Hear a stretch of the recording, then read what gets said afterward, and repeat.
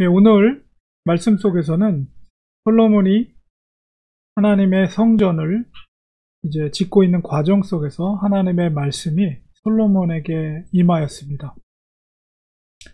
그러니까 성전을 짓는 과정이 이제 외형, 바깥의 모든 중요한 외형 건물, 돌로 된 부분들을 다 이제 완성이 됐죠. 그리고 나서 이제 안에 중요한 부분들을 또 이제 나무와 또 그 다음에 여러 성전 기구들을 통해서 나머지 부분들을 완성하기 전에 하나님의 말씀이 그에게 임했습니다. 이 성전의 의미는 어제 말씀드린 것처럼 하나님의 임재가 이 지상 가운데 거하는 장소. 그렇기 때문에 특별히 성막도 그렇고 지성소 안에 이제 그 그룹 천사들이 수놓아진 이제 성막이 있죠.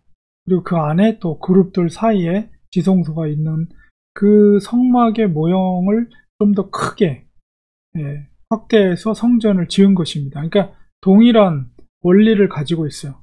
그래서 이 성막에도 역시 마찬가지로 대제사장이 한 번만 들어갈 수 있죠. 백성들의 죄를 대속하기 위해서. 그리고 만약에 그 대제사장이 조금만 거룩하지 못한 그런 준비 없이 들어갔다가는 죽음을 맞이할 수밖에 없습니다. 그러니까 왜 거룩한 곳이 죽음과 연결되어 있는가 라고 했을 때 하나님이 임재하시는 것은 거룩 자체예요. 죄가 조금도 없는 거룩함 그 자체. 그렇기 때문에 죄가 있는 인간이 그곳에 가게 되면 같이 있을 수가 없는 거예요. 그러니까 인간이 죄가 있을 땐 죽어질 수밖에 없는 거죠. 그러니까 굉장히 중요한 의미를 이 성전은 갖고 있는데요. 하나님의 거룩함으로 임재하는 그 장소. 그런데 그 하나님께서 솔로몬에게 말씀하신 것이 무엇입니까? 내가 지금 이 성전을 건축한다. 그러나 중요한 건 뭐예요? 내가 만일 내 법도를 따르며 내 율례를 행하며 내 모든 계명을 지켜 그대로 행하면 바로 모세의 율법, 그 율법을 그대로 지켜 행하면 내가 내 아버지 다윗에게 한 말, 그러니까 다윗 언약이라고 그러잖아요. 다윗 언약, 그것을 내게 확실하게 이룰 것이다. 그러니까 너 자손들에게 영원히 왕이 끊기지 않고 자자손손 왕권을 계승하게 될 것이다. 이거죠. 이 약속, 메시아 왕조, 그것을 축복해 주셨잖아요. 다윗에게. 그러니까 성전을 건축하는 거 좋다.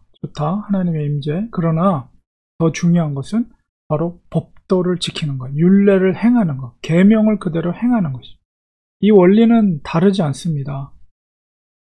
모세가 여호수아에게 말할 때도 좌우로 치우치지 말고 하나님의 계명과 율례를 지키면 내가 형통하리라. 하나님의 원리는 동일해요. 그러니까 눈에 보이는 거룩한 성전을 짓는다고 해서 구원받는 게 아닙니다. 사무엘 시대에 어떻게 했어요?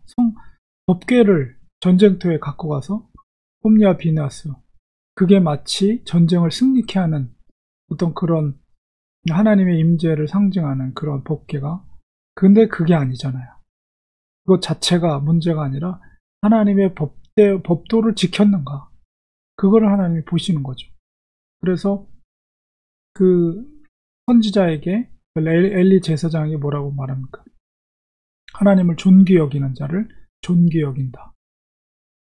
그 다음에 하나님을 무시하는 자를 하나님께서 결코 가볍게 보지 않을 것이다. 그리고 사울왕에게 사무엘도 역시 마찬가지. 하나님은 제사를 원하는 게, 하나님은 순종을 원한다. 그것을 사울왕에게 얘기했죠. 하나님의 마음은 동일한 거예요. 그래서 그것을 이제 성전이 외곽이 다 완성이 된 순간에 바로 솔로몬에게 하나님께서 다시 한번 그것을 컨펌하는 거예요. 물론 하나님이 영광 받으시는 거룩한 성전이죠. 그러나 그것보다도 하나님이 원하시는 것은 내가 모세를 통해서 너희들에게 준 이 법도와 율례와 계명을 지켜서 행하는 것. 그것을 할 때에 내가 너에게 다윗에게 약속한 것을 지켜 행할 것이다. 그것은 뭐예요? 너희 뿐만 아니라 너희 백성들을 버리지 아니할 것이다. 이 나라를 지켜주겠다는 거예요. 내 백성으로 지켜주겠다. 그러니까 하나님과의 언약 관계가 중요한 것이지 성전이 중요한 것이 아니다라는 것을 다시 한번 하나님께서 말씀하고 계십니다. 근데 안타깝게도 7장으로 가서 아주 성전을 건축하는 그 과정 속에서 이제 터닝 포인트가 되는 부분이 7장인데 거기서 솔로몬이 이집트의 애굽의 여인을 아내로 맞이하고 결국 그 율례를 지키지 못하게 되죠. 하나님의 다시 한번 그것을 강조하는 것입니다. 우리들도 역시 마찬가지입니다. 너희의 행한 행실을 통해서 내가 그것을 평가할 것이다.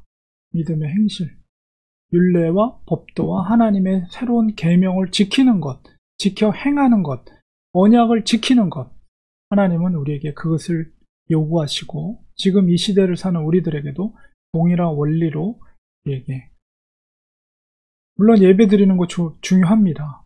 그러나 그 중심 가운데 하나님과 동행하지 않고 율법과 계명을 준수하지 않으면서 단지 예배 자리에 나와서 그저 예배만, 시간만 참석하는 것으로 하나님이 기뻐하지 않는다는 사실을 꼭 명심하시고 율례와 계명과 법도를 지켜 행하는 우리가 되어야 되겠습니다.